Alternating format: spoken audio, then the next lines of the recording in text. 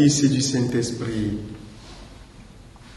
Évangile de Jésus-Christ selon saint Matthieu. En ce temps-là, Jésus disait à ses disciples, je vous le dis, si votre justice ne surpasse pas celle des scribes et des pharisiens, vous n'entrerez pas dans le royaume des cieux. Vous avez appris qu'il a été dit aux anciens, tu ne commettras pas de meurtre. Et si quelqu'un commet un meurtre, il devra passer en jugement. Eh bien, moi je vous dis, tout homme qui se met en colère contre son frère devra passer en jugement. Si quelqu'un insulte son frère, il devra passer devant le tribunal. Si quelqu'un le traite de fou, il sera passible de la géhenne de feu. Donc lorsque tu vas présenter ton offrande à l'autel, si là, tu te souviens que ton frère a quelque chose contre toi, laisse ton offrande. Là, devant l'autel, va d'abord te réconcilier avec ton frère et ensuite viens présenter ton offrande. Mets-toi vite d'accord avec ton adversaire pendant que tu es en chemin avec lui, pour éviter que ton adversaire ne te livre au juge, le juge au garde et qu'on ne te jette en prison. Amen, je te le dis. Tu n'en sortiras pas avant d'avoir payé jusqu'au dernier sou.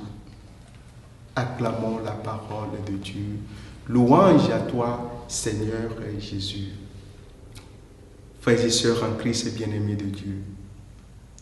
Dans l'évangile de ce matin, nous voyons l'indignation par laquelle le Fils de l'homme foudroie le formalisme hypocrite des scribes et des pharisiens. Pourquoi cela? Simplement parce qu'il a constaté une déviance énergétique dans les pratiques au temple. En effet, les rites accomplis au temple par les Juifs d'alors étaient tout simplement inefficaces parce que remplis d'hypocrisie, ils disent et ils ne font jamais.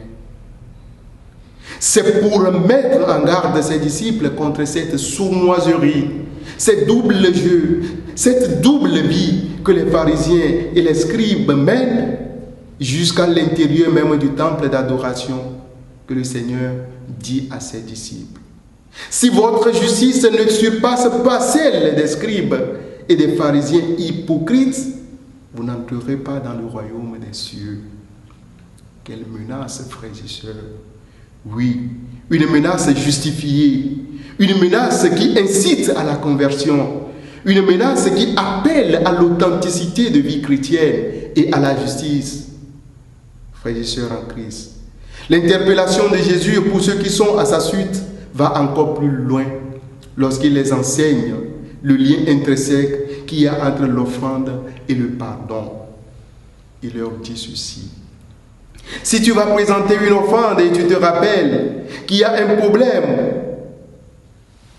entre ton frère et toi, va d'abord te réconcilier avec lui, puis ensuite viens présenter ton offrande.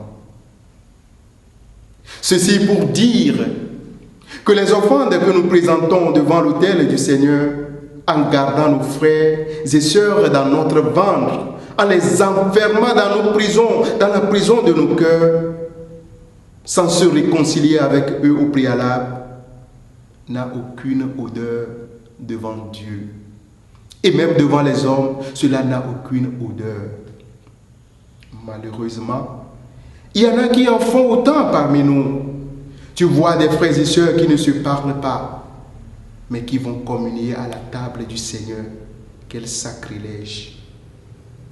Des fois, nous gardons rancune envers nos frères et sœurs. Nous leur refusons la salutation ou la communication, mais nous venons présenter nos offrandes devant l'autel du Seigneur. Quelle hypocrisie, mon frère, ma sœur! Quelle double vie!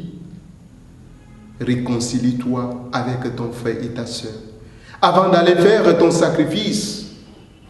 Refuser de le faire, c'est vouloir défier Dieu. On ne défie pas Dieu, frères et sœurs. Demande au Seigneur de t'accorder la grâce, de tout pardonner, car en pardonnant l'autre, on reçoit soi-même le pardon de Dieu et on se sent plus libéré. Donne ta vie à Dieu.